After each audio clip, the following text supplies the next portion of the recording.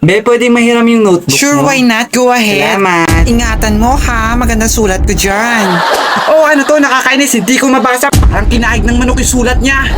Nakakalungkot, kala ko maganda yung sulat niya kasi maganda siya, hindi pala.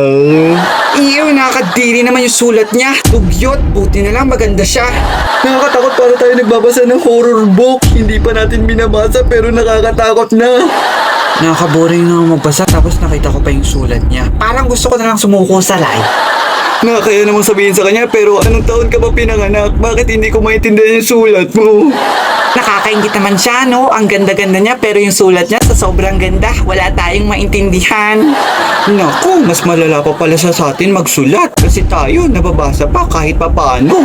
Ano gagawin natin? Wala rin tayong mahiraman ng notebook. Baka wala tayong may sulat nito. Ang saya-saya naman, wala tayong mabasa kahit isa. Paano niya kaya nababasa to? Curious lang ako.